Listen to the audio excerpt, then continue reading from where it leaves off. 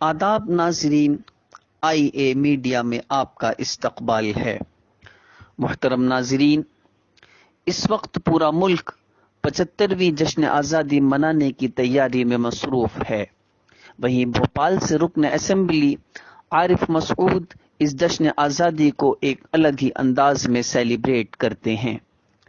Press conference में सहाफ़ियों से मुखातब विधायक आरिफ मसूद ने बताया कि गुज़िश्ता 10 सालों से आरिफ मसूद फैंस क्लब मुजाहिदीन आज़ादी की कुर्बानियों को आम करने और उनको खिराज अकीदत पेश करने के लिए शहर के मुख्तलिफ इलाकों में एक हफ्तावारी प्रोग्राम मुनअकिद करती है, जिसमें मुजाहिदीन आज़ादी के तज़किरे खुसूसन उलमा और मदारिस की कुर्बानियों को तलबा व तालिबात खिताबी अंदाज में आवाम के सामने पेश करते हैं।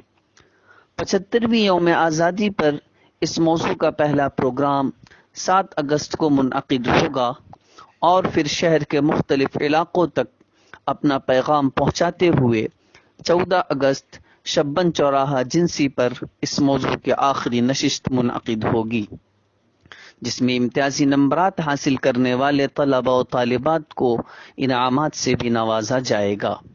विधायक आरिफ मसूद ने नामानिगारों से बात करते हुए कहा कि बीजेपी तिरंगे को बेच रही है और मैं फ्री ऑफ कॉस्ट तिरंगा तकसीम करूंगा। प्रेस कॉन्फ्रेंस की कुछ झलकियां पेश खिदमत हैं। नाम दर्ज होना चाहिए थे, नफरत की बुनियाद पर वो नाम भी मिटाए गए। नफरत की बुनियाद पर वो इतिहास को भी झूठा बताया गया, जिसकी वजह से हमारे बिरादरान वतन हिंदू और मुस्लिम के बीच नफरत फैलाने वालों को एक बड़ा मौका मिला।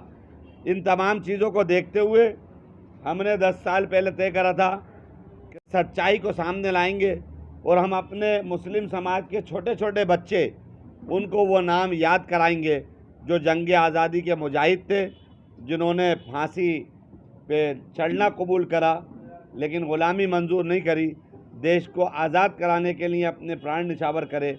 ऐसे धर्म गुरुओं के नाम जो किताबों से मिटा दिए गए उनको भी बच्चों के ज़रिए हम लगातार 5 दिन तक चौराहे चौराहे पर ये प्रोग्राम शुरू होगा। कल से पहला प्रोग्राम है काजी कैम में और आखिरी प्रोग्राम शब्बन चौराहे पर हम संपन्न होगा 14 तारीख को।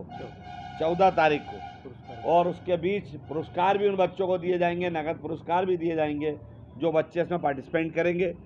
तो आपसे भी दरख्वास्त है कि इस प्रोग्राम को मीडिया के माध्यम से हटा दिया जाएगा।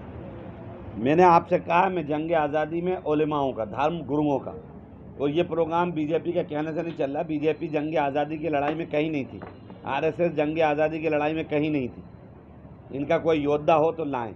मैंने ये कहा कि इन्होंने नफ़रत की बुनियाद पर तमाम वो धर्म गुरुओं के नाम हटाए जिससे नफ़रत बढ़े, उसको ख़त्म करने के लिए करा। भारतीय जनता पार्टी का चरित्र हम भी जानते हैं और आप लोग भी जानते हो कि भारतीय जनता पार्टी का कोई योद्धा, कोई मुजाहिद आज़ादी हो तो नाम लेकर आएँ। हमारे पास तो मतलब कांग्रेस की छोड़िए, मैं तो मुस्लिम धर्मगुरुओं की बात कर रहा हूँ, मुस्लिम धर्मगुरुओं की बात कर रहा हूँ कि जिसको ये लोग हटा रहे हैं। मैं जो नाम गिना रहा हूँ और सावरकर की किताब में लिखा है, कुछ सावरकर ने कुछ मुजाहिद आज़ादी के नाम दर्ज कराए, अभी हमने 2 दिन 4 दिन पहले सोशल मीडिया पे डाला है। तो भारतीय जनता पार्टी का दोहरा चरित्र है और इनका जंग आज़ादी की लड़ाई से कोई लेना देना नहीं था। तिरंगे से कौन परहेज करेगा?